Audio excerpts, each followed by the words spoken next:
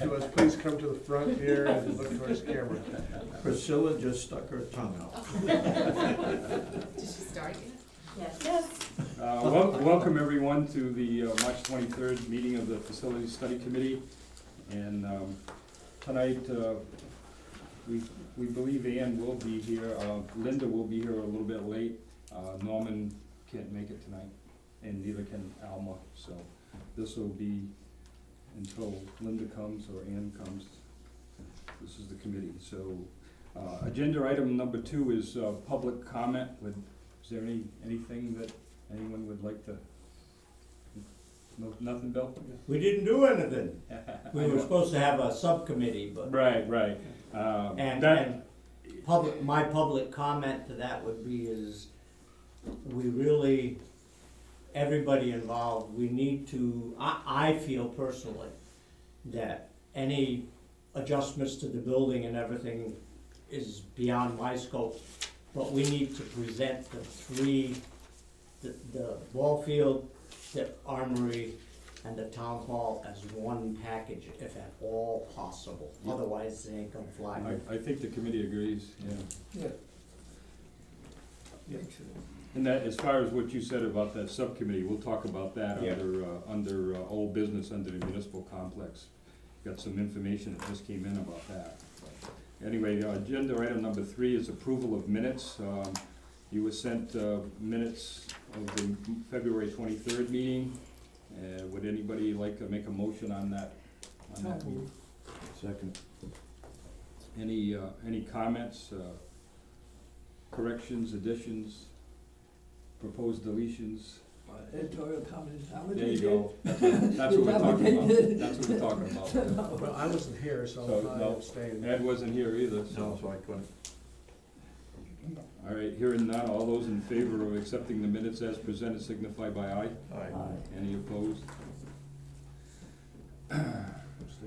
Abstentions. So, thank you. Old business, agenda item A is the municipal complex.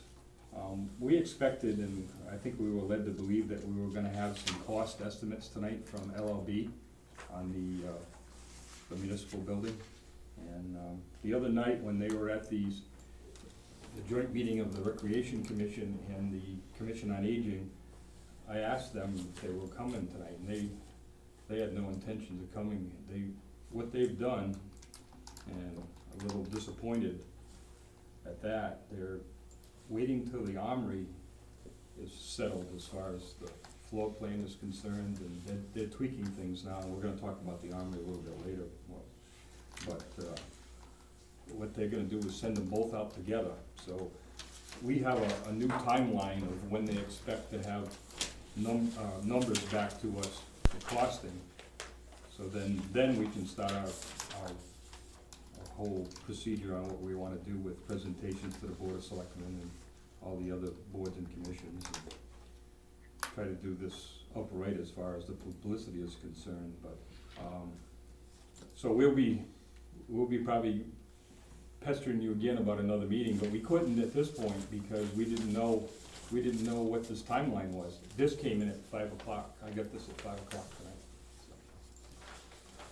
They offered to come here tonight too to talk about this, but they were gonna come for the 6 o'clock meeting. I was only talking to them at 5 o'clock, so there was no way it was gonna work. And we'd already scrapped that meeting because we didn't have the right information to be able to work on a calendar, so we'll have to come back again. It looks like it's gonna start a little bit later than we wanted it to start. It looks like May sometime we'll have the numbers back. So, we can't really do much but plan until May. So. Anything else, committee on the municipal complex? Well, it looks like on the timeline that it's mid-May before they'll have cost estimates back on both of them. Yeah, both of them, pretty much the same time. I guess there must be some savings when we send them both out together or something, I don't know. Yeah. Perhaps. I'm not sure how they do that, so, I mean, if there's one person, I mean, I know if I'm doing cost estimating, I'm sending it to a bunch of people, so. Mhm. I'm sure they Yep. have their mechanical people Right. and their, it'll be very interesting. We had hoped we'd have it tonight, and then we could kind of guesstimate what the armory would be, and then we'd be off and running on some kind of a schedule, but nothing like that, unfortunately. If I may, the schedule that's here still doesn't necessarily prevent us from getting the information out in a timely manner, because I know you guys were, I think everybody was kind of shooting for that beginning of September timeframe to get it completely out to vote. And I think this timeline still can work for that, so I don't think that we're gonna have to look at necessarily pushing things out at this moment. Yep. I think we can still work with it. Yeah, pushing it out, getting into the election seasons, you'd have to jump all the way to January. September is the right time, we think anyway. I've seen a lot of heads bobbing.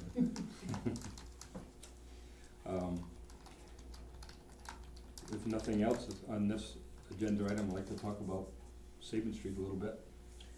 Sure, so, for those of you, I think I've met pretty much everybody here, I'm the new town administrator for Putnam.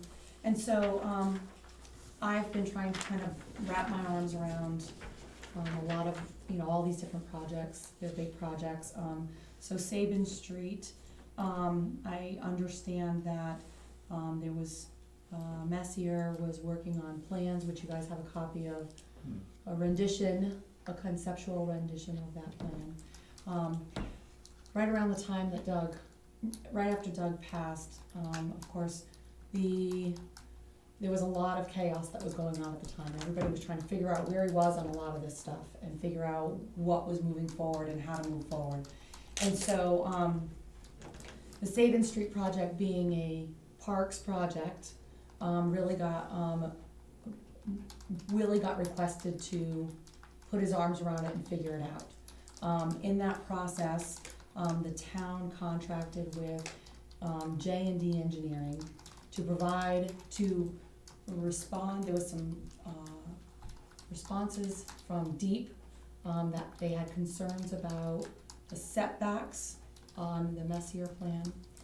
And so they drafted another conceptual plan. So I realized this group didn't have necessarily involvement in selecting J&D in that process, and I think a lot of that happened in that confusion of trying to figure out where everybody was and how to move forward and try and sift through that. So I would like to propose that we invite J&D to come to do a presentation. You guys don't have a copy of their proposed plan, of their conceptual plan, just like that's a conceptual plan, of a conceptual plan. So I'd like to get them, kind of back it up a little bit here and say, okay, let's bring J&D in, and have them do the conceptual plan that they've designed, and what differences they have from the Messier plan that you have in front of you, and why some of those changes happened on that Sabin Street property. So then we can hopefully kind of get back to looking at that overall design and layout and making sure that it fits the needs that this committee was tasked in doing. And in this process, of course, I don't know how all of these, what the charges were necessarily, or what the directions you guys had for when this committee was established. So I did go back to the resolution to figure out what everybody's charges were. So I do have a copy of that, and I do wanna just pass it out. I'm sure you guys know it like the back of your hand because you guys have been doing it, but I would like, okay, so one person doesn't, I don't feel so bad. So I would like you guys to give me some feedback on what you see on the resolution and maybe where you think this may have evolved to. But the resolution, let me get it out to you guys. And it does say, and I will say this through me because it does say draft subject to town attorney review. And I went through the town clerk's office and went through the minutes and went through the town meeting and went through everything. And this is what the motion was made to adopt this, and it never changed out of this form. So this is, I believe, the legal document of what the committee was charged to perform. And it really talks in the charge for this group is in the second paragraph, where it really talks about development of feasibility studies and use studies of buildings and building projects. And so I know that you guys had gone and gotten an appropriation of $39,000 for engineering fees, for developing feasibility studies on the Sabin Street project to determine if the Sabin Street property would work for athletic fields and athletic uses. So I just wanted to kind of review this and kind of make sure, you know, we were all on the same page. Just because when I was first hearing all the different things, I wasn't sure necessarily what the tasks were of the group. So, So it's fair to say that the tasks have grown since the committee has Yeah, been It's a formed. moving target. Yeah. yeah, and that's. I've been away for a month. I'm very happy that the tasks didn't increase since I've been gone. Okay, that's a good thing. So I would like to be able to talk to the committee and see if the committee is, you know, if we can get a scheduled time, as we talked at one point in time, Al and I had spoken at one point in time about potentially looking at doing a special meeting of having J&D come in. Where are they out of? J&D is out of Thompson. North Grove's now. Okay. Yep, Well, it seems to me from our schedule, the month of April looks like it's gonna be pretty slim, so that would seem the April meeting would be the meeting for them to come, I would think. you could wait until then, or we could do it a little bit sooner than that. There's a lot more still left to get done on moving forward on that project. And what I wanna make sure is that this committee is comfortable with, we can't undo what's already been done. And so we can either stick with what J&D is doing and the tasks that we have charged them with. Or if this committee isn't comfortable with J&D, our alternative is to kind of scrap everything and go back out to bid. Which I don't know that anybody wants to delay the process or project. I don't know why we would have to go out to bid, because we've already gone out to bid. The bid is over Right. 2 years old. Right, Alan? Yeah, I don't know if anybody would honor that bid. Yeah, it's over So- 2 years old, and generally your bid, once it becomes a year old, it's stale at that point in time, and you can't go Yeah. back to it. I've worked with J&D before, and I have no problems working with them. They've done a lot of work for the town and other projects. I don't think that's a problem. Okay, I think the only problem might be is whether or not we've done this in the appropriate fashion, Oh. I think that there has been probably some missteps along the way, and I think a lot of that relates to the chaos surrounding that happened, I mean, when Doug passed away. Well, my point being is, is this something that we could have given J&D without it going out to bid again? That's my point. Is that a procedural And there- problem? That's a good point. There is I would say that it is questionable around that. At this point, we've awarded them a contract. Mhm. So then if we scrap and we've only given them a task list contract, if we scrap that at this point, number one, I think that if we scrap it at this point, then we're looking at having to go back out to bid.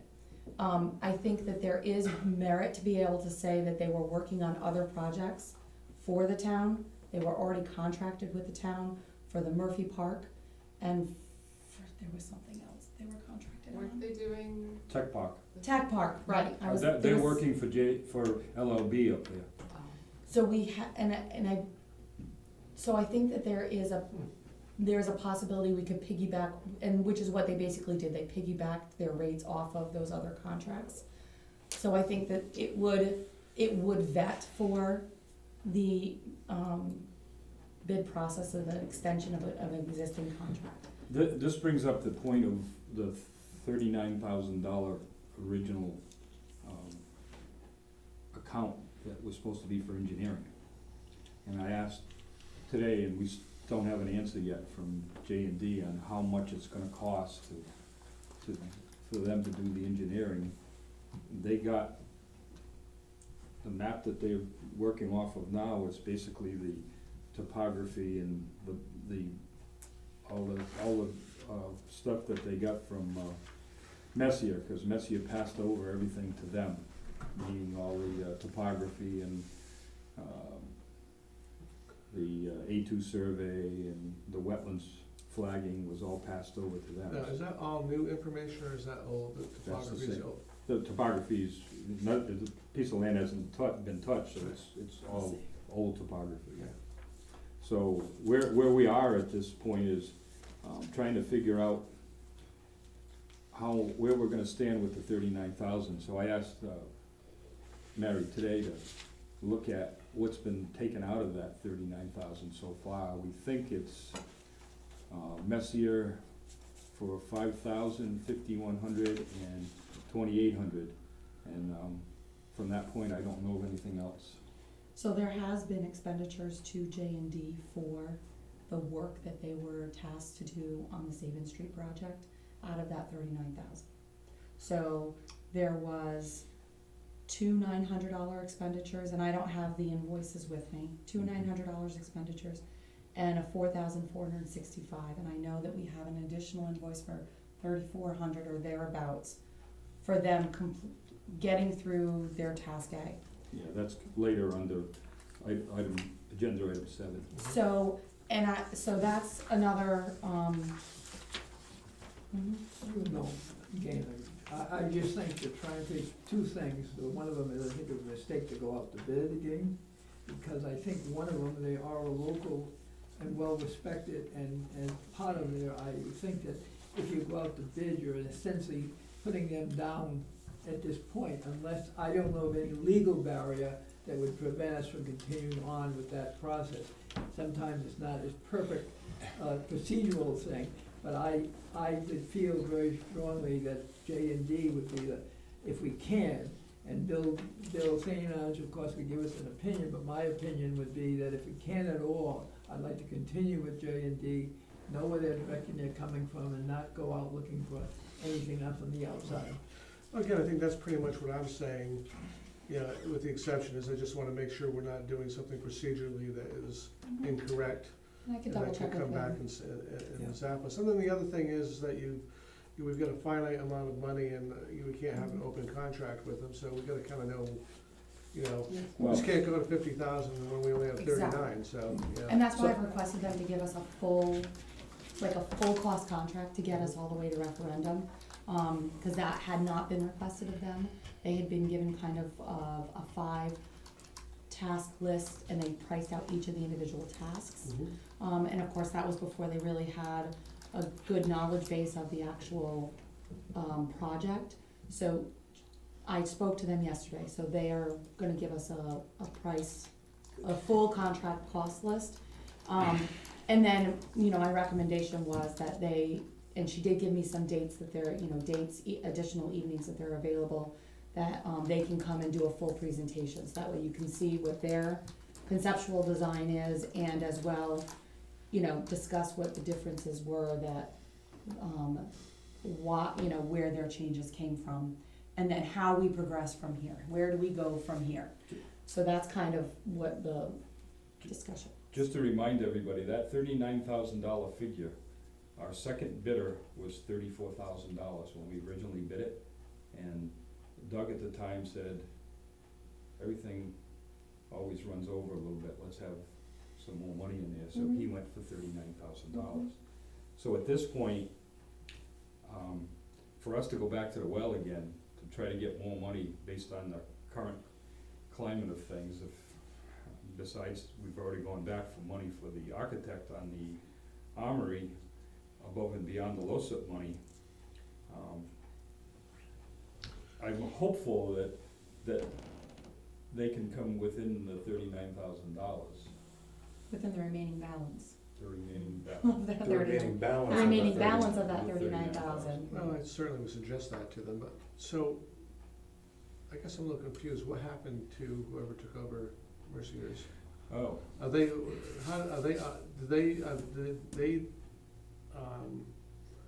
what's the word I want, are they not honoring our contract? well, let's circle back a bit. I gave a copy of this, had Denise give a copy of this to everybody tonight. And the reason for this is just to refer to, see the dock area where the bridge goes across the river? Yep. Well, we've been going back and forth between Mary and I, and J&D about the bridge, the idea of how to take the gravel out of there, because, it's been proposed that we take the gravel out Sabin Street, and Sabin Street is, as you know, we had residents here early on, wanted to make sure we weren't gonna take gravel out on Sabin Street, and we promised them that we weren't. So we're looking at the bridge, and the original bid, and I've got copies of that I forgot to pass out. The original breakdown of what we had done with what we had given Doug to work with, had shown that whoever the bidder was had to provide structural engineering for the abutments of the bridge, and that the contractor had to provide the bridge. Well, Mary pointed out to me, and I confirmed it with Fred Wojcik, that the bridge, even if the contractor leaves it behind, would be no good for the town. They'd have to rip it out of there because it has to be built to DOT specs. So, given that, though that part, which is probably an expensive part of the original bid for the structural engineering on the abutments, it has to be removed. So Fred's suggestion is that the bridge be a temporary bridge, and that when the gravel is removed, that the bridge comes out, which is not an issue. Right. I know there was some discussion though that there wanted to be some overflow parking On the other this side, well, there could be a walk bridge. And we put in- could, yeah, we could still potentially look at having a pedestrian bridge designed, and that would also still give, access to that backside of the field. Well, what we could do is put in this temporary bridge to handle the truck traffic, and then when the project is completed, just simply put a barrier in front of the bridge, so you retain the bridge, you just turn it into a footbridge because you can't get a vehicle across. That way you don't have to expend the money and the expense of putting the bridge in, then putting it back out, and then putting in a walkway.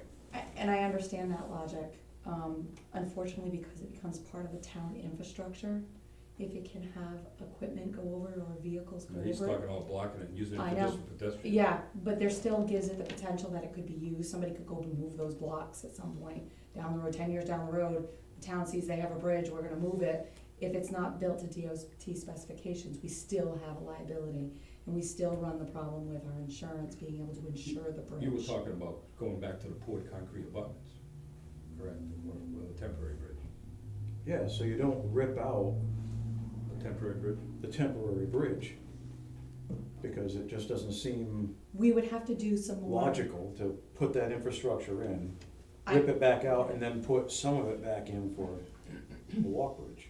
I get that. So we would have to further explore and make sure that we would be able to do that without running into DOT issues and deep problems. Because as a municipality, we end up running into, we have to make sure everything meets for public safety code and all that kind of stuff. So it's different when it's, private contractors utilizing versus the town now taking possession of. It's a different threshold that we have to meet.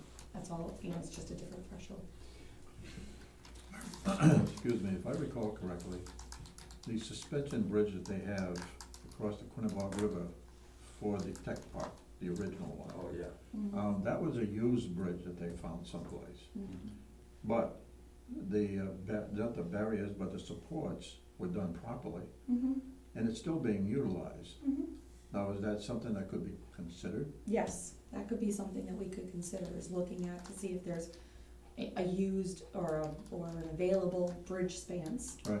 And then it still requires And us the to bring abutments would in, be done properly. we would still need to bring in a structural engineer to make sure that those abutments are done Right. to specifications and that we meet all of the required permitting, yes. See, that's not a fair thing to ask of a contractor, to put in that kind of a bridge and leave it behind. You're Meaning, right. so that would have to be, we could still require the abutments put in. Yeah. Like we have talked about in the past, and then they could put their temporary bridge in to remove the material, and then we could go look for one of those Bailey bridges to put in Right. afterwards. I didn't know the term, the Bailey Bridge. Bailey Bridge. So why wouldn't we just build the bridge first? Well, I got an estimate today of between $250,000 and $300,000 for the bridge itself without the abutments, Without, without the abutments. And once you add in the abutment plus all the required permitting that's gonna go with it, you're gonna jump that price by, you're probably gonna be closer to $750,000. It's gonna slow, it's gonna slow up the project, that's We for sure. want more than that. Well, depending on, yeah, 30 feet? 40 feet, so, yeah. So we'll have to, we'll have to make some kind of a recommendation about whether we wanna go with abutments or whether we need more information. Ask Mary to give us more information so that we can, we I couldn't, was thinking more money myself, but. we couldn't inquire of the National Guard, because they have those and they do put them up, yeah. temporary. That's, yeah, it's temporary, it's a matter of whether or not, the thing is, when it's temporary, if it gets left behind for permanent use. No, it would be left behind there. Exactly, right. Then we could put something up proper. Well, But these bridge numbers, that's still gonna be the bridge numbers. well, again, I mean, it's back still to, gonna cost us 500, 750 to build a back to, bridge. that's for total engineering from the beginning to put a DOT specified bridge. And eventually we're gonna need that, correct? If you're using it If you wanna for, use it for vehicles, yeah. for vehicles. Okay, so right now there's parking on the other side, so If that. you're gonna do it strictly as pedestrian, then that bridge number comes down because it's only a pedestrian Yeah. walk. But So if is you that- want vehicles going over, it's gotta be. So what you're thinking is to put parking on the other side, is that what you're thinking? Well, they're talking about now after the, and this is something that J&D is gonna propose, is that the complex entrance after the gravel's removed be off of Sabin Street. Because Even with the gravel. Well, it is now, but, I mean, unless we wanna backtrack and tell the people of Sabin Street that we're gonna let the gravel Well, what I'm go saying up that is way. J&D's proposal Has the is to not gravel, only have the permanent You're right. entrance off of Sabin Street, but also the construction entrance. Well, I think, no, until the bridge is built, and then the idea was that they were gonna have, the gravel was gonna go over the bridge. And then you wouldn't have the traffic, and then you wouldn't have it coming on off. The final layout had the final traffic, the use traffic of the facility, the main parking lot, and access to Sabin Street.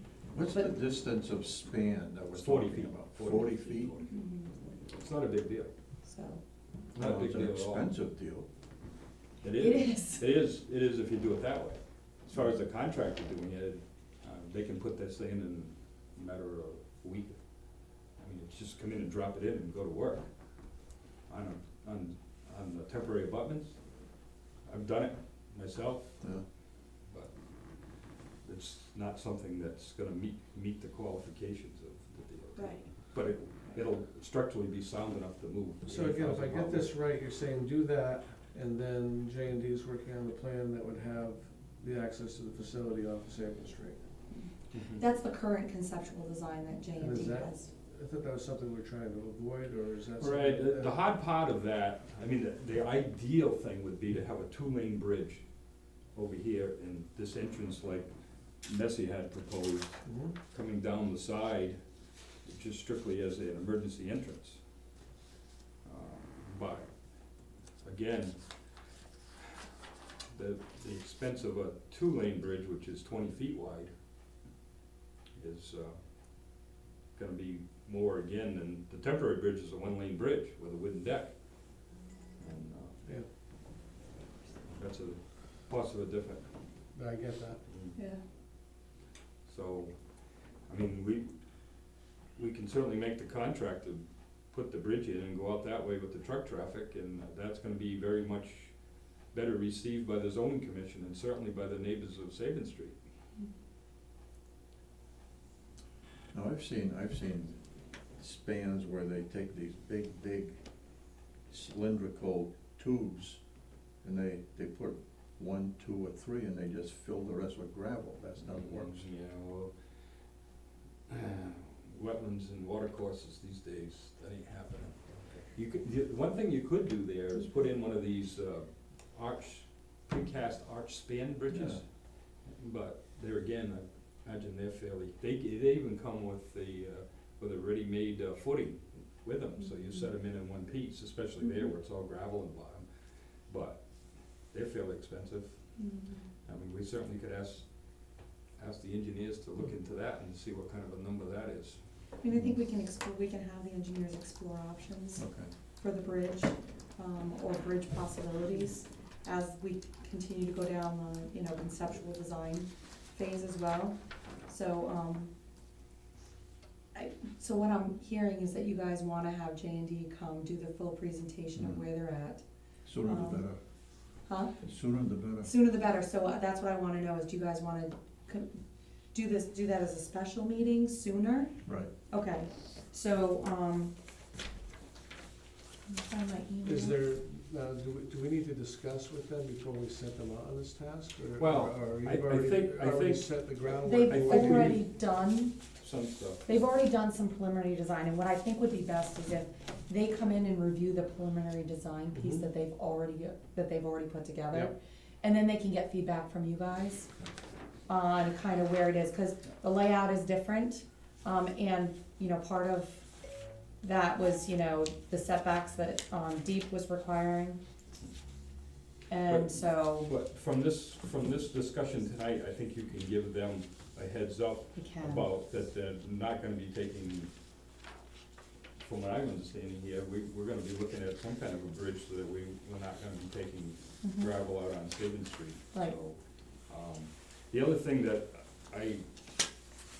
just to explain why you wanna come out the bottom with the material, if you come in this way to get the material out, you come in over the top from Sabin Street and go down across the hill and then down, and then you have to turn around and start digging. What that does is messes you up in your phasing, and what happens there is that you end up with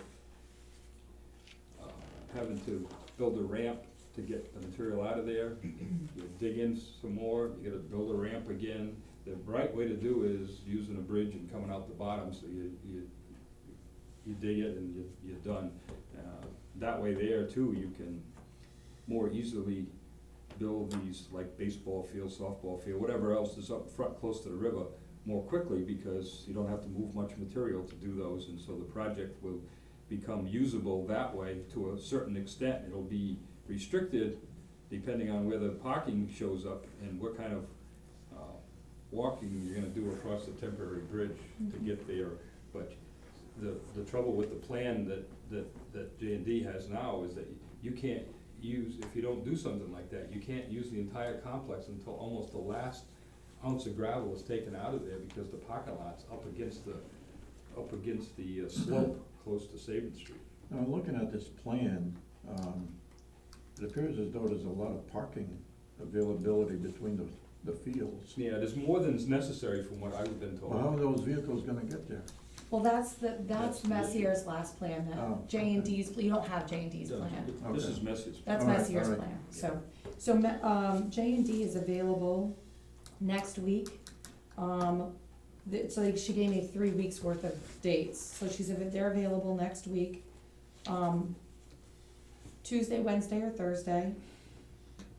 The following week, Monday through pretty much the whole week, they're available that whole week. And the following week, the 10th, which is the 10th through so they're available Monday, Tuesday, Wednesday, the 10th, 11th, and 12th. So if you guys select a date within the next 3 weeks, we can have them scheduled to come in. Does next Thursday work for, The 30th. does that work for everyone, next Thursday? Yeah, 'cause I'll be out of town on the 25th. Thursday work? Let's see. Does that work for you, Doug? Linda? You looking?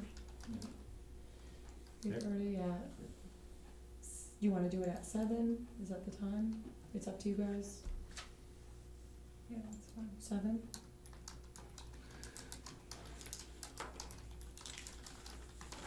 We're gonna need to, after they make a presentation, I don't know about them putting the fields in there. I mean, at this point, we're concerned with,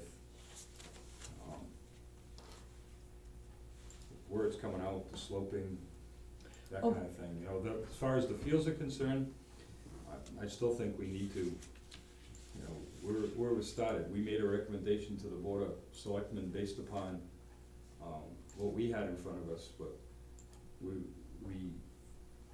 really need to get some input from the youth organizations in town that are gonna use that, plus the schools, on the amount of fields, because there's been some changes based upon, what the DEP has done for the piece of property, so, I'm just suggesting that it's not gonna be a quick process, because we're gonna have to go beyond what's presented by J&D to be able to get it out to the right people Mhm. in the public to get the right opinions on it, cause it's changed from the beginning. And I think that just like with the Armory, how you have, you've gone through what, 4 renditions for the Armory, I think, conceptually, things are gonna modify as you guys give input.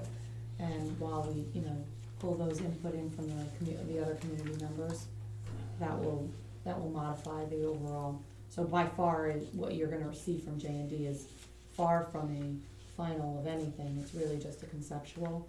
And, it would definitely be further revised. I'm not sure on their plan on the sloping towards Sabin Street, but Messier shows here 2-to-1 slope. Mm-hmm. I don't know what their plan shows, but Yeah, I anyway, think she can go over that all. yeah, but I'm just trying to give them as much heads up on that. It calls for 3-to-1 in the zoning regulations, and to go to 2-to-1, we were putting our neck out there, hoping to get it passed, because 2-to-1 is what the slope is on the way into the elementary and middle school, on the right back towards, so we were hoping that they would give us that same sloping, 2-to-1, because if you go 3-to-1, it projects out into the middle of most of these fields that they've got shown in here. We're trying to save as much floor area as we can. Right, and I know that part of that floor area definitely got modified by the deep setback Right, requirements. right. So that definitely did kind of shrink down that floor plan, But- when we came near the river areas and stuff, so, I'll definitely give her the heads up on that, and she can definitely explain, I don't remember off the top of my head what their setbacks were on that, so, So we kinda need some information about more about bridges and more about, concrete spans or whatever, so that, again, Willie's, coming out of the Recreation Commission, I guess, really speaking for them, they'd rather see the access over there, but thought that the cost of the bridge was prohibitive, that they couldn't do that. And, it surely makes the footprint better if the driveway can come in like Messier's got it shown, instead of coming right into the middle of the property like it's shown on the other rendition. And as far as what I've been told, that J&D thought that Messier had too many parking places, and they've reduced the number of parking places. well, I don't think that it was that they thought there was too many, I think that was part of the deep recommendation, was to reduce the overall asphalt, Oh, no. impact. The only asphalt that was here was the handicap, everything else is it's all dirt. Okay, well, I think that was part of that was the information that they were working off of, and so that was why one of that the rendition you saw had that, so, I think, once you guys all see it, you'll be able to start putting in that input on that. Once you start putting asphalt in there, you're opening up a whole nother can of peas with the DOT, so. additional. Stormwater management plan, and Right. once you collect the water, you gotta get rid of it, so. Well, you have to put in infrastructure. Yeah, so, that puts the cost of this whole project out of sight, so I'm hoping that J&D wasn't figuring putting any asphalt in there. The only thing that should be was a little bit, maybe for a couple of handicap parking spots. Well, don't you think a nice premature, and it shows you how unsophisticated I am, that putting, when we talked about bridges earlier in Sabin Street and so forth, I think some sort of devotion, not a lot, this is much more sophisticated, traffic control, and location of parking will do a lot to at least fit a balance between Sabin Street and other access. And so if in terms of this when you talk about bridges, which I'm interested in discussion, as soon as, I think as long as you have proper pedestrian access way from what I would call the east side of the thing, I think you will be able to allay some of the concerns about the total volume of traffic relative to that project and Sabin Street. So, you know, that might be part of the ingredients, in looking at it, maybe not in an engineering and sophisticated way, but I do think that some emphasis on parking, that will help Yeah. to put the other project into focus and not allay some of the concerns on Sabin Street, either by planned traffic control or by virtue of the simple fact that more parking will take place away from Sabin Street than on, and that's, I think, critical to getting the plan accepted. See, that's something, if we settle on a bridge that'll take two-way traffic, and we can center the entrance off of, and back with St. Marie Green Hall, it matches up with what's going on with the Armory, with the Recreation Office, the schools, Murphy Park, St. Marie Green Hall Field. It makes a lot of sense, plus that overflow parking of the practice football field will then become easily to utilize. And that keeps the parking on this side towards the river, which allows you to be able to use these fields that you create earlier. So those are the kind of things that hopefully J&D will Right. buy into. And, Can I ask a question about the extra setbacks, about does that mean that trees have to be left on that area? Yeah, well, they'll go over that, but part of what Deep was looking for was a buffering to the river. They have a great concern over the potential degradation of the river by the use of the fields. And so they did require a larger setback, and yes, the potential that there is, and I wanna say, and again, that there is some requirement for trees in order to maintain that separation from the river. So it was a big concern that they had. So that means the amount of gravel that will be able to be taken out of there is no, It's potential that there, we can't go all the way to the, Queens are bringing it the Messier plan, did have a slightly higher amount of gravel being taken out once you put in the DOT setbacks. It did shrink the amount of gravel, but not significantly. Or at least that's what we're getting right now for information. There's still a lot to explore on the whole gravel excavation process. where the gravel is the deepest is back towards Sabin Street, Right. and that buffer was not changed. As long as we can maintain 2-to-1. Correct. Right. And that's the other thing about 2-to-1 that J&D needs to understand, that what we had told Messier was that 2-to-1 slope is gonna be created by subsoil material, so that we can take gravel back all the way to that top of the slope, so that we're not bringing it back and sloping usable material, that we're gonna get the revenue out of that and use that as a place to get rid of some of the stuff that's unsuitable. But, the other thing that, seeing that the Board of Selectmen is handling the gravel part and the money coming in from the gravel, it's my understanding that what Doug got from us as guidelines may or may not have been used, Okay. and that's what this sheet was here. And I'd like to go over these, because some of these change now based on what we're doing. If this was saying that it was gonna be the bid, so sealed bid, of course, the bids, number 2 was the bridge abutments, and now we're taking that out of there. Well, I'm hearing that we still wanna explore that. Possibly. That's an You're- exploration, right? Okay. Yep. And this is another thing that we haven't even talked about yet, that we need to talk about with whoever the engineer is how we're gonna strip the topsoil and where we're gonna locate that. Because you wanna put it in a place, only move it once, if you can. In other words, you strip it and screen it as you're stripping it and putting it in place for a field, so, you gotta have a plan, which field you want first, and tell them where you want to dig first, so in other words, you need a phasing plan, I guess is what you should wanna call it, a phasing plan. Yeah, the bidder certainly needs to do this, they need to put up silt fence and hay bales or whatever else, to whatever's stipulated necessary that by the, to meet the local wetlands commission's criteria. And the truck route, we've just talked about that, and that's gonna be something that the zoning commission will actually tell them beyond the borders. When they come on to, Wicker Street, they'll tell them which direction they gotta go. Then Doug and I at the time, talked about the parking lots, and this is where we're talking about the gravel, marry on the parking lot. It was screened from on-site material, 4 inches deep to make sure that it's a good surface. And that's something that'll, again, this time of year is probably gonna be, I don't say muddy, but soft during the day and hard at night, but there's not a time, this time of year, that you're not using the fields a lot, so it won't be perfect in that respect. Number 7 You're is, gonna need the 4 inch.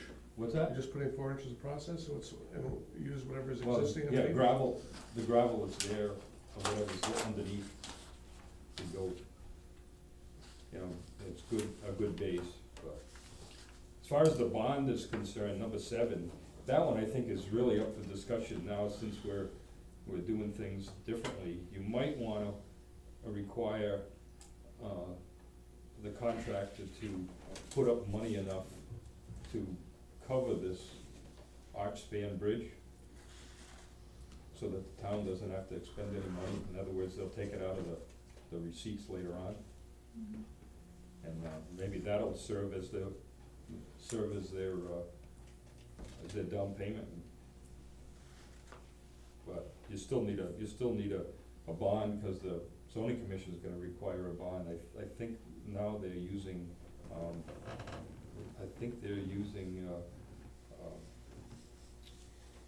bonds, they're not using letter of credits anymore.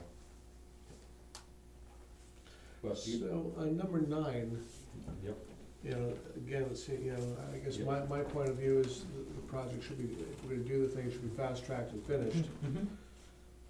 So, you know, the 6 years thing, is that where the bond will come into place? I mean, if contractor's involved in it and when the project's not done in 6 years, the bond will get called? you might wanna put something else in there, if they don't remove the amount of material required to finish it in 6 years, based upon the estimate of the engineer, then they would have to, pay for that much material, and they'll have to pay that much plus the other requirement within the next year, but they can't carry it over more than 1 year, something like that. Are they gonna be building the fields concurrently? Yeah, that's the other thing, we need to give them a plan whereby as soon as an area is completed that a field will fit into, that they have to reclaim the field and build the field. Because otherwise they'll, you know, contractors will wait until the thing is Very end. complete, and then the chase is on. So. Certificate of insurance. Well, daily logs for truck, that's an important thing.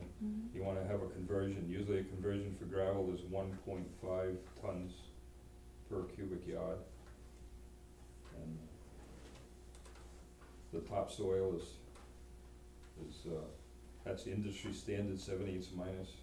6 inches deep is deep, but we have so much topsoil there, it's better to have more than less. And, the seed and fertilizer has been specified somewhere else. Well, seed and fertilizer is gonna be an ongoing thing. Yeah, well, the seed, You might be lucky to get it all seeded the first time, but you're more than likely need to overseed. they have a new seed now that they're trying to, they're looking for people to experiment with, that hopefully will be one of the ones that are able to, or be available to experiment with it, that requires no irrigation. Hmm. Although we have irrigation supposedly built into this, at least in the Recreation Commission side, they have irrigation based off of Little River, but if this seed holds true, and we're gonna do a field ourselves this summer, and that's what we're gonna use, so we get to try. So if you look at blade size, whether it's appropriate for Yeah, play, it's for a baseball, sports soccer, grass, it's made for sports activities, Mhm. but, it's something that, I forget which university around here is doing something with this, but they're looking for a place to try it, so we're gonna try it, and when we're putting in Canterbury this year, cause we're moving a field in Canterbury, and Mhm. we're gonna be the guinea pigs and try it, so hopefully we'll be able to say, this works good, and this is what we wanna require here in Putnam. And the phasing plan is in 15, I knew it was here somewhere, the phasing plan is important, and I don't think any contractor will care, otherwise, you know what'll happen, the guy that's sitting on the loader, he'll say, oh, I'm digging here, and he'll stay digging here, and it's not the right place, and you gotta. But these are some of the things that you sitting here, if you're involved with this contract, these are some of the things that you might wanna see that gets put in there that will help, Sure. especially whoever's gonna watch over this as it's being And done. that's what I'm gonna ask, who is that? Well, Who is the person? there's no money, there doesn't seem to be any money in the J&D contract at this point for overseeing stuff at the end. Well, they've done, there was a price in for, continual, construction, process and oversight, so there was a price in for that. From someone from their company is the person who watches it? Right, but, you know, we haven't necessarily gotten to finalize all of that, so we would have to still flush that over as we go through this. I think they can watch over the sloping and the gravel removal and the depth of the topsoil in the parking lot, but as far as watching over construction of the fields, meaning and the building and the fields meaning the infields and whatever else, I don't know, that seems to be something that's more of an expertise that they don't have. And maybe we need to bring somebody else in to oversee when we get to that piece of it, again. We have to step Because through it. the contractor, they can grade and move dirt and do whatever, but they're gonna need some guidance. Right, absolutely. Anybody think of anything else that was missed on this list? Other things that might need to be changed? So what you're saying is that J&D or someone's gonna do an kind of observe it as as-built, so that when it's done, it's built to our specs. Yeah, basically, what would be the smart way is, unless maybe the building inspector can look over it too. Sure, I'm sure I have to go through what our normal process is for inspection Yeah. of projects and But then, I would think that, And being go within through that. J&D's, some thinking that, I remember years ago, Jim Booth did, Pomfret's, baseball field. I think KWP did the, engineering on that, I think they're in charge of, watching over it, making sure it's constructed properly. Mhm. It probably a group effort, the building inspector, probably us as committee members, right in there and take a look. Recreation, I'm sure they're gonna be looking, but if the building inspector goes in there as part of his normal route when he goes out to do inspections, they can't get too far out of line, somebody's watching them. We'll have a lot of neighbors watching for sure.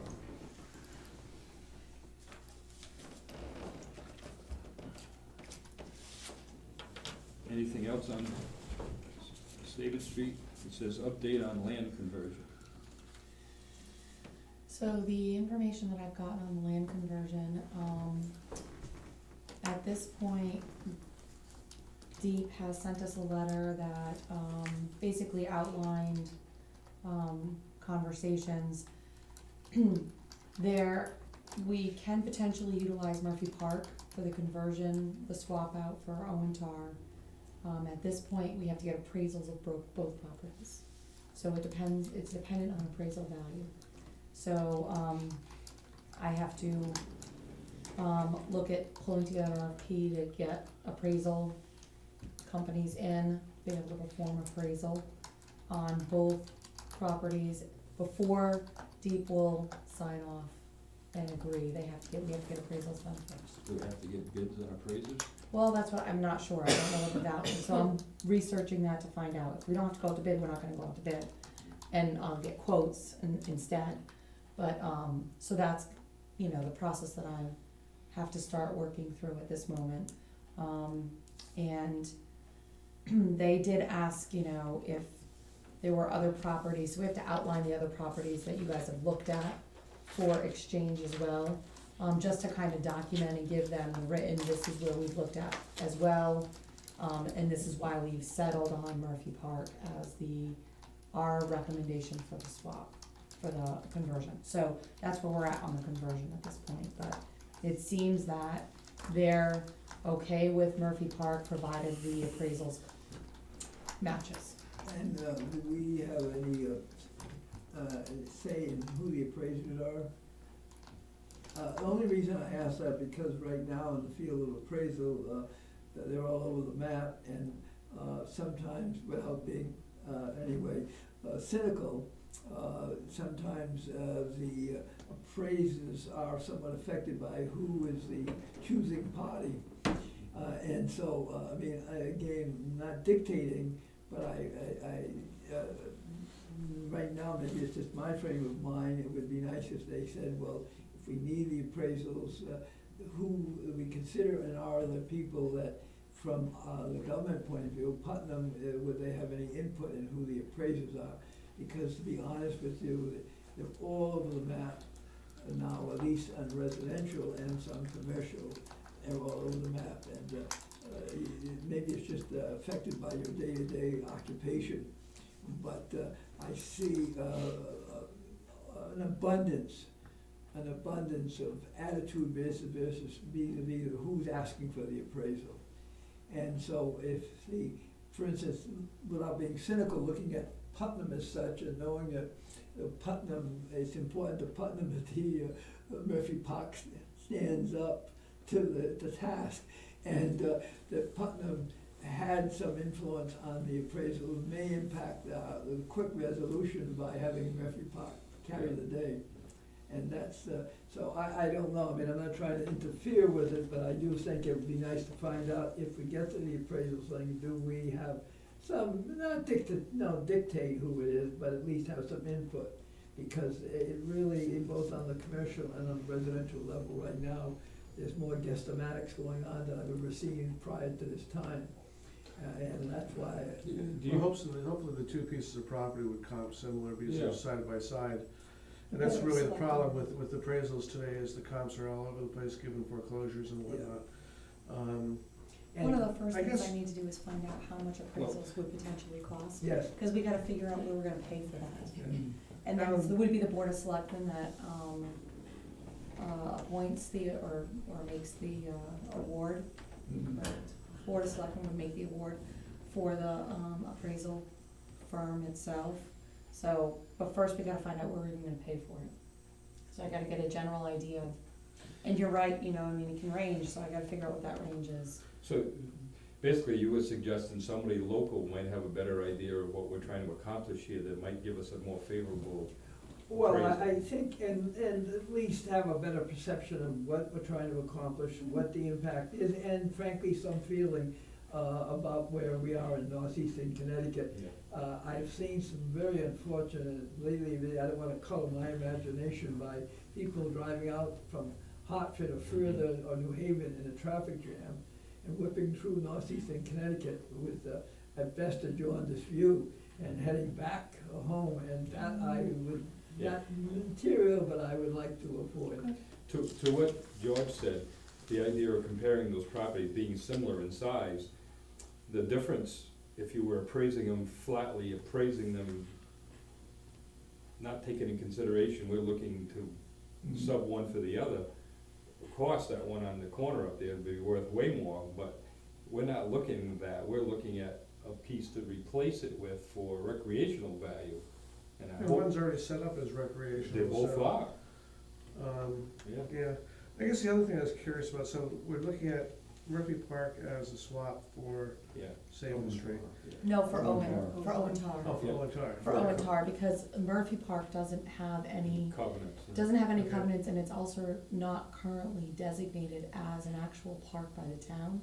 Yeah. So by putting the covenant, it can take on those covenants. Okay, so that's how we Predates- would encumber predates that land everything, yeah. Yeah, for So- the future. that would satisfy the conversion of the Owen Tar covenants, and they would be then placed on the Murphy Park.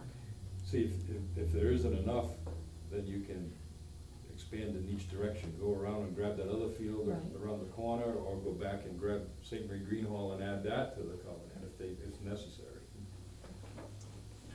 Cause we can't use Savin Street, because Savin Street already has I'm a little a covenant confused. on it. We're gonna swap Murphy with Owen Tar. Well, we're gonna put the covenant that's on Owen Okay. Tar, Now, when we onto do Murphy. the swap, is there gonna be a covenant on what we're doing now?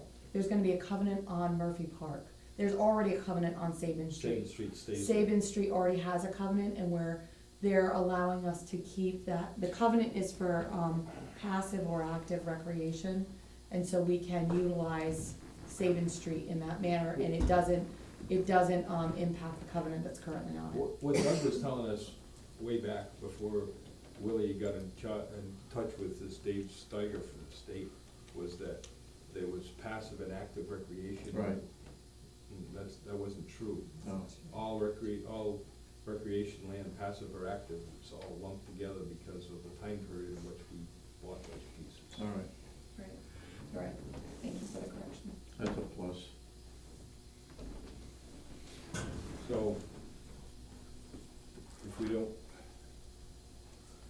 nobody has anything else on, I just don't like the idea of there being strings attached after, yeah, that was the trouble with us borrowing With money everything. from the state. with everything. Right. What the state's trying to do is make sure that there's land protected, and that's what it's all about. Recreation land, open land, that I think they're looking at as if we're downtown Bridgeport or something. But there's a lot of open land around here. Or a Dunkin' Donuts stadium. There you go. Can we move on to the Armory, is that okay? The Armory, you have the latest and greatest rendition that was in the newspaper, which is a story in itself, but, the drawing that you have, huh? What newspaper and when? Was in the Village, or what, a week ago? And, we all wondered how it got in there, but they took it off this camera that we're looking into right now. That's how this whole thing came to be, but at any rate, since then, the architects have met with the joint committee, meaning the Commission on Aging and the Recreation Commission, and they've pretty much given LOB the blessing to go and do some more work on this, but this footprint, is the fourth rendition and seems to be, the most appealing to both of the committees. Is that right? Paul? That's correct. Right, we approved that footing, with some minor, changes to prevent excessive walking by the seniors, but, other than that, the room placement, the way it is now, is what we approved. So to notice the changes, the vestibule on the side, which is your left side, which is the side towards Little River, is gonna be the entrance for the senior center. And the other entrance in the front which exists now, that will be the recreation entrance, or the entrance, the town side, which will also be used for veteran affairs and the registrar. I do believe the intention would be to use the vestibule for the senior center for voting though, to come in that way to use, because that voting would take place in the on the floor of the gymnasium. The thing one of the things that's changed here is they reduced the size of the boiler room. They found out that boiler room, things are a lot smaller these days, and by changing the heating system, they're gonna be able to shrink that boiler room down. And so they're gonna have a connection, so that you can go all the way around the outside from the dining area and the kitchen, all the way around to the vestibule without getting involved in something that's going on the gym floor. It happens to be going on at the same time. And you see there's 2 restrooms there, which are unisex handicap bathrooms that are butted up against the boiler room. Those are definitely up for discussion where exactly they're gonna land, but at least they're a little bit closer to where a lot of the activities from the senior center will be. We talked the other night about the idea of putting some kind of a patio in. I think we settled on outside of the dining hall towards because Wicker Street. There has to be a door there anyway for delivery, you know, for food. So it's a more logical place for a patio where it's right off the kitchen, right off the And away from the park. dining area, right? It's right off the dining area, so they can just walk out and sit there on a nice day. So they're supposed to come back with a more sophisticated rendition, I guess. I think we need to talk to them when that's gonna happen. Right now, I think they expect to be coming back to our April meeting with that here. So unless they intend on having another joint meeting with, that I don't know about, I didn't hear No, anything that night, I did you? think the idea was that they were gonna come back with more detailed plans with this layout. And then, so that way they're ready to go out for costing, so that way they can get it out on costing. I would ask him to reverse the bathrooms, the handicap bathrooms, have them closer to the exercise dining room, kitchen, rather than having to go through the billiard room. Oh, from the other side of the boiler room. Yeah. Seems like it'd be more accessible without going through the gym floor and stuff. You know, this is about the best you can do with retrofitting an existing building.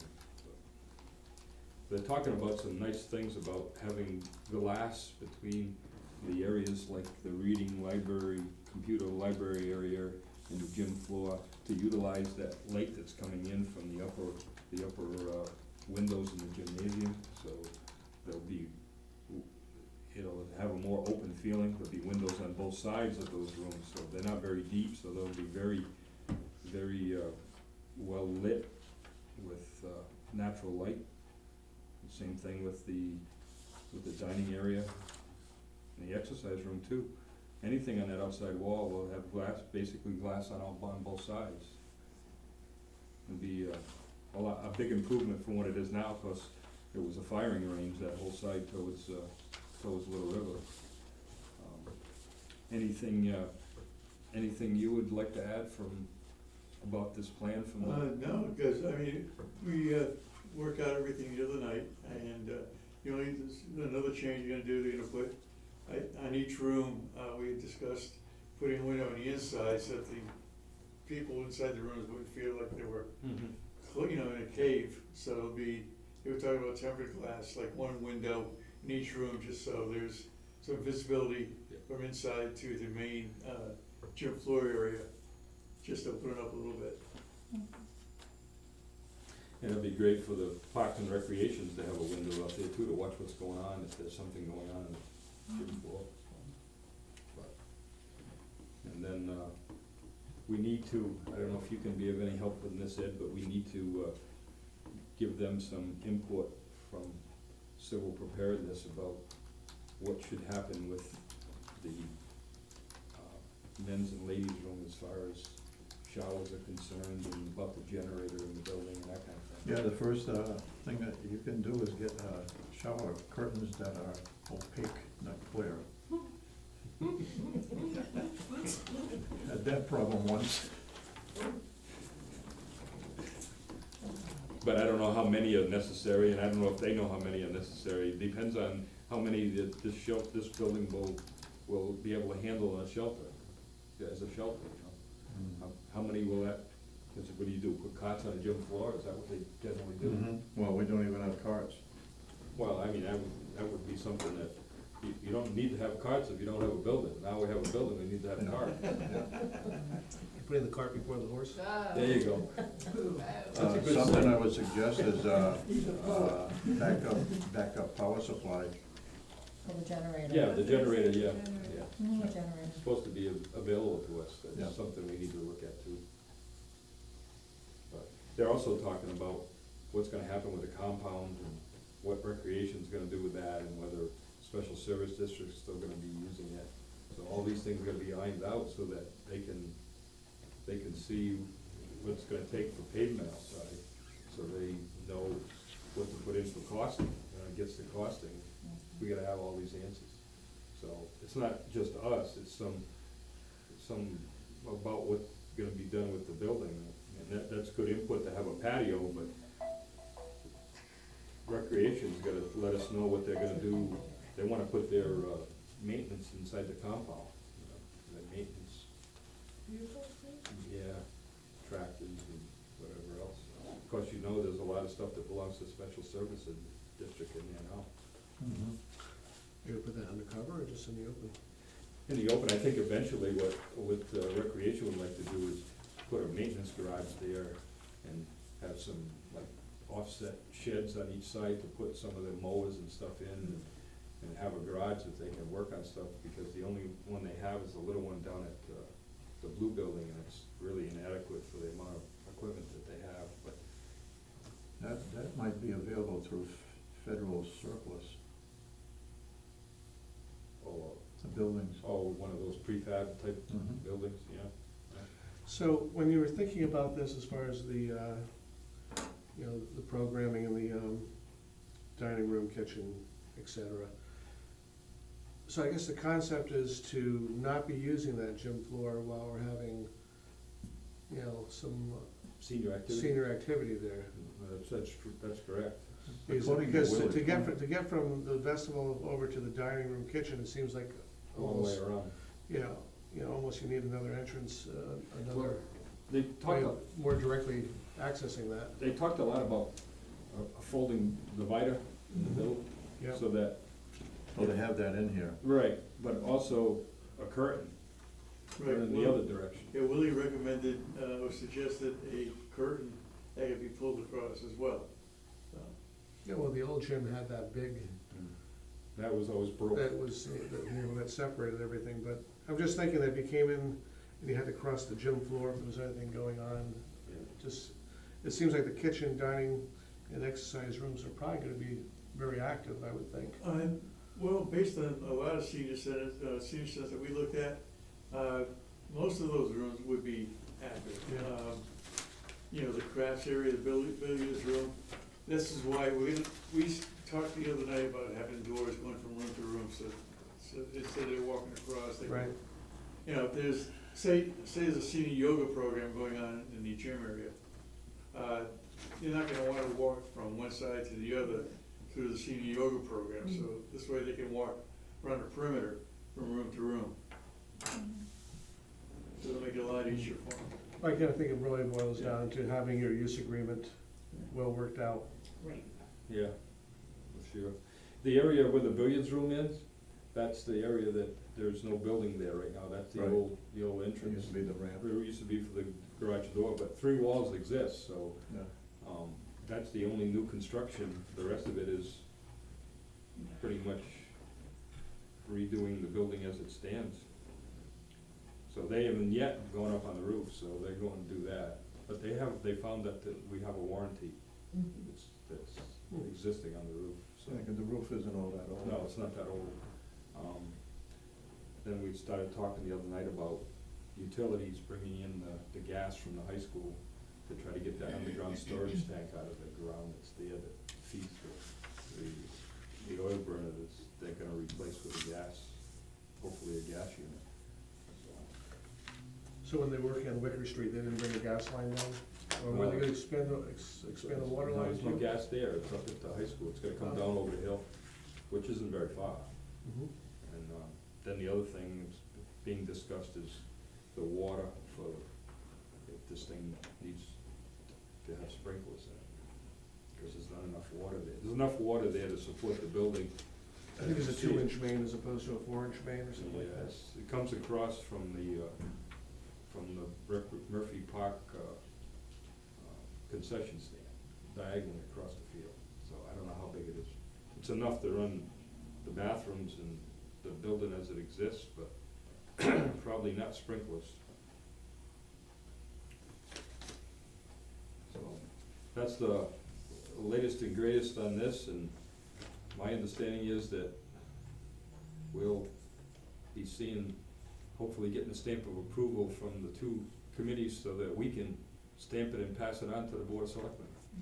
Like I said, you know, with the changes or the minor changes we discussed the other night, that's it. I mean, we're ready to go. Now, I'm sure they'll come up with some other questions for you when they come back about, you know, where the windows should be, and different kind of things like that, but all good stuff.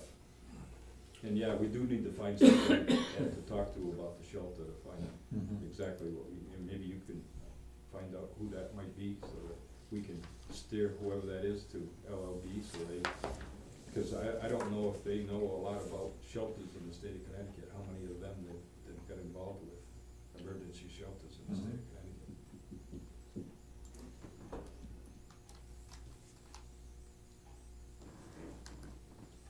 As far as the priority use agreement, you mentioned it a minute ago, George, you mentioned it, but you really don't have that banged out yet, do you? No,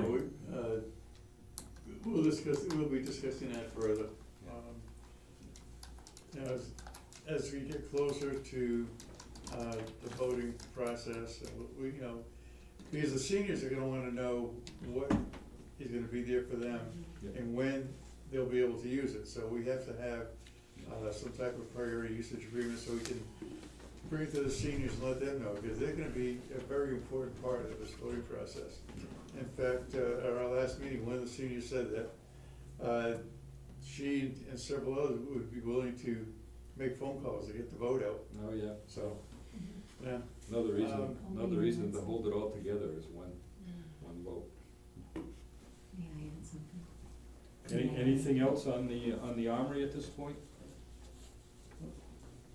Alan, I'd like to just. Oh, sorry. Just to piggyback on Yep. something Paul said, and I also think this is important for Mary to be aware of, because, you're a recent member of the team.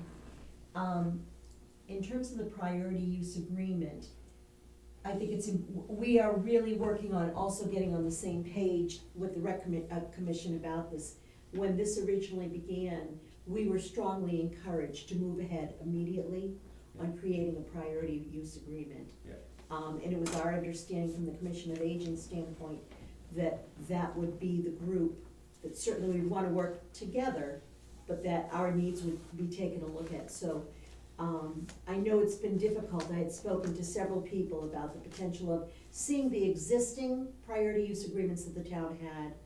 And I know that it's been suggested, I don't know that we've seen anything in writing. What's out there is pretty, open-ended, pretty generic, not really super specific based on what I've heard. But I know that we'd still be very interested in taking a look at anything the town has, or anything that is similar, since we are new to this process and really wanna do the best job possible. And ultimately, one of the things we had talked about is whatever we both come up with as a joint group, perhaps if it is wise to just run it by, the town lawyer and just make sure everything's sort of in place. Because again, this is a new process, but we had been moving ahead because we were under the impression that was the expectation.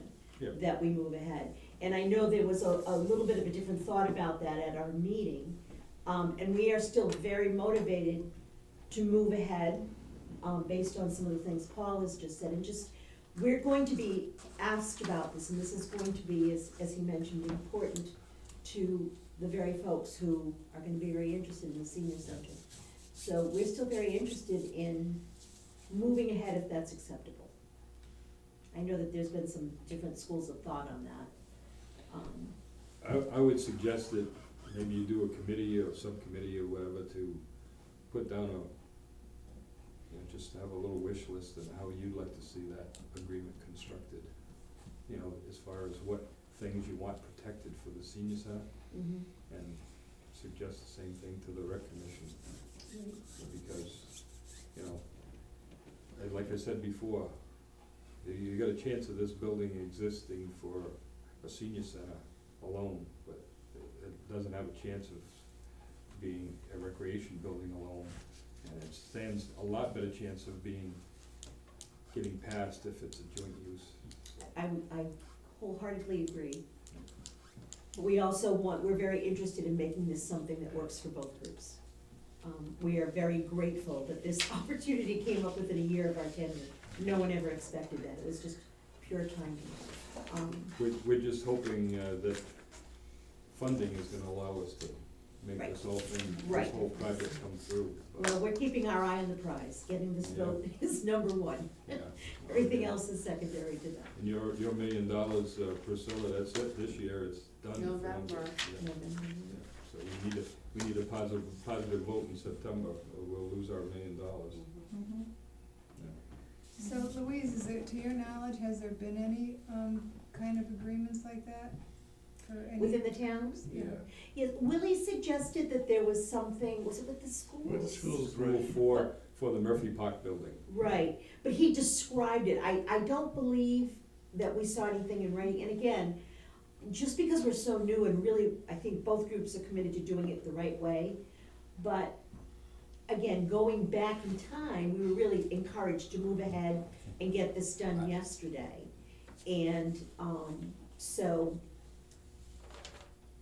I know there might be a bit of a different feeling now, and I'm not exactly sure why, but we just wanna do our due diligence and work together to create something that's gonna work for both parties. And we understand that it's, gonna take some time, and it may need to be tweaked now and then, and time may change it, et cetera, but, See, most of those agreements are really based upon whatever building or piece of property that it's tailored to that, either building or piece of property. And right, that's why I'm saying you should tailor it to this piece of property, meaning describing the use within the building and what you're expecting for use within the building as far as where your priority use is.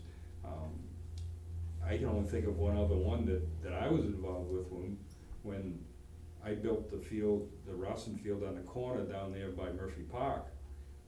And before I did that, I went to the town and got a priority use agreement for Nikon Soccer to use that field. So that still stands today, and it's just a paragraph that says that because we constructed the field, that the field has priority use by that organization, and so if they have a function on that field, fine, otherwise it goes to whatever use that Willie wants to schedule from the recreation department. So that's just a simple paragraph. well, I think we all agree something at some point, the point being we don't know, but just so there's no confusion, and that we're working together to create whatever, maximize that space as much as possible for both groups. You should be the one to write it though, is what he's saying. Yes. And I agree, you're the one to write it and then let Willie make the changes. That would be, you stake, I think put it your needs to be stake in the joint. ground. It needs to be a joint effort. I mean, Yeah, I think it clearly needs to But be a joint start, effort. I start agree. somewhere, you Yeah, expect Willie to write it and then, you make changes on his, you know what I mean? I have to agree with Mary, I think, Yeah. I don't want to speak for Paul, but my sense is that the co-creation Oh, is yes. really Yes. important. Yeah. We're still developing a relationship, these are not two groups that have worked together very frequently. This is an opportunity. What I'm saying, in my mind. if you're waiting for Willie to write it, No, No, we're not. No, we, he's a busy guy. Yeah. no, we definitely want to work with the Recreation Commission. That's true, committee that's on true. this. Our understanding is, past discussion with Willie, that Recreation would be using it in the evenings, and basically just during basketball season, when other groups that are not affiliated with the schools Yeah. don't have a gym to use. Yep. So, Yeah. you know, this is what he was talking about, and maybe occasionally on a Saturday.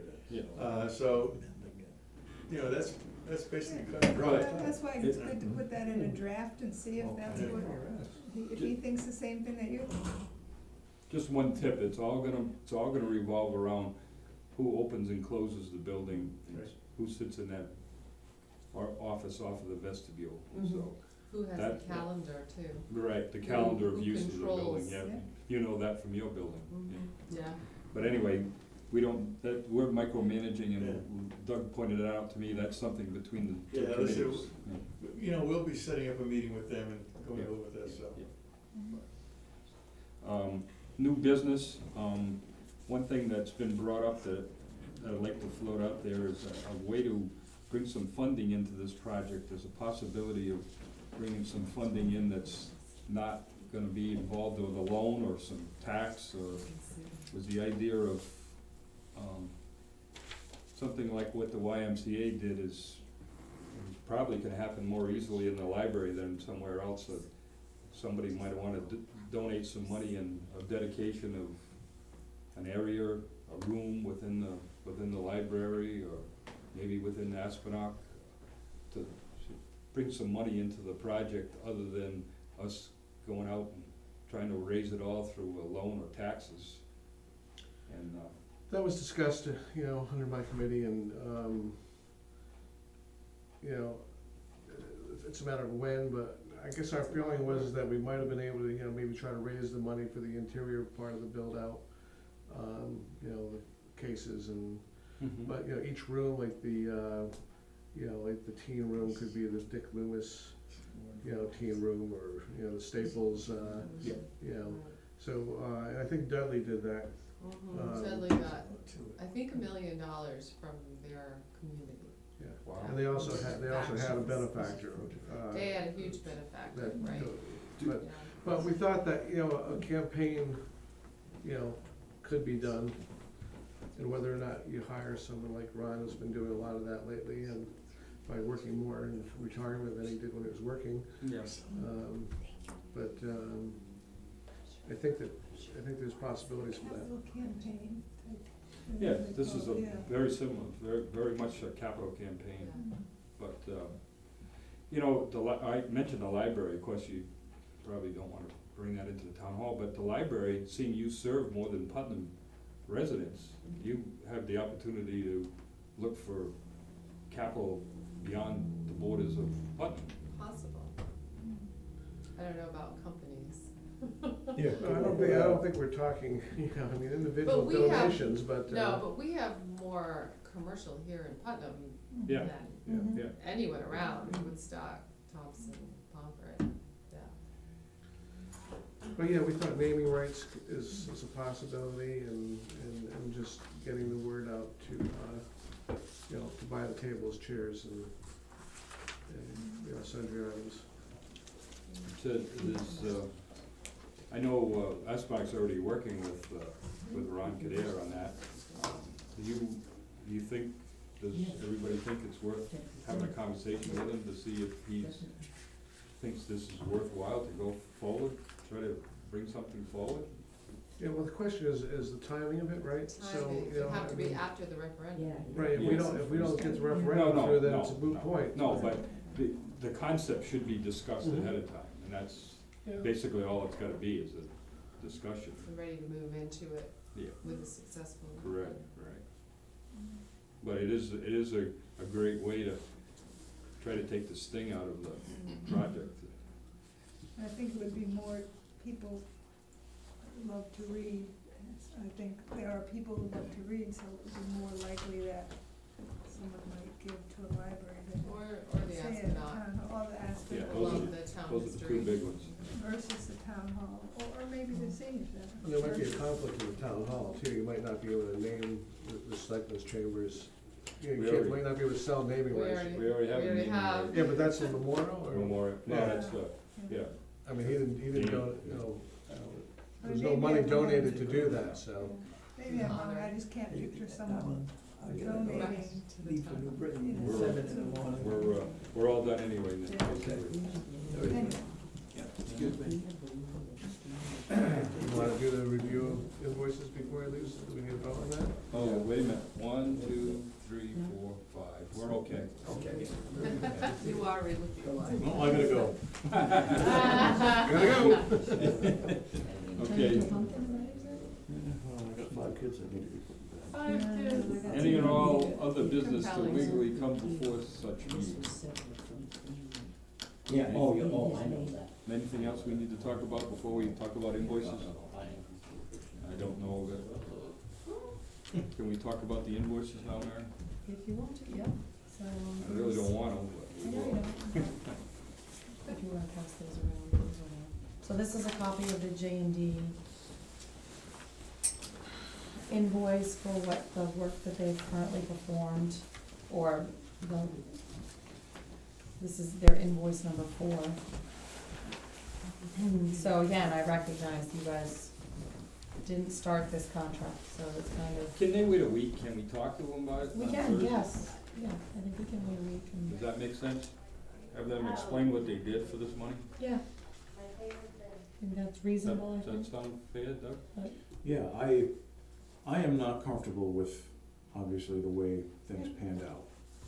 I understand that there were extenuating circumstances with the passing of Doug, and there was a vacuum there, and something filled the vacuum. Unfortunately, though, you had this committee still meeting and doing work all along, and no one coming to this committee and saying, hey, by the way, I mean, not necessarily asking for permission, but at least just saying, this is what's going on outside your committee. Get it. And that didn't happen. So it'd be nice if we had a little more time to chew on this and Yeah. figure out. And that's why I wanted J&D to come and do the presentation and talk about, like, this is where they've been, this is what they're doing. I think it's important for the committee. And I agree, you know, it's really hard to sign off on something that you didn't task. Right, and didn't task, didn't And even know about and it. you and you haven't reviewed, you haven't seen. The two The people, information the as two well. people that were involved in this, if they wanted us to pay it, should have been here tonight to explain to us, I understand. right? Willie could not be here tonight because he had another engagement, so I understand that. Well, actually, the mayor's the one who signed the contract, so one of the others should have been able to explain it to us, so. Maybe we get an explanation from, I'm sorry, I didn't mean to interrupt, but there's a second invoice from LLB also. Yes, that's yes. separate. You've got that separate? It's a second page. Second page, all Flip it right. over.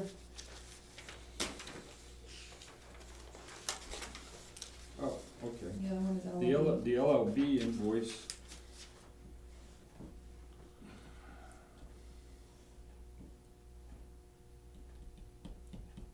It's just an installment of what we're owed on what the original contract was. And So then- is this following, I mean, I guess I don't have the whole thing, but so this is gonna leave $12,000 left. That'll be enough to cover their next time they come in with their estimates and then going to public meeting with us, that 12,000 is the,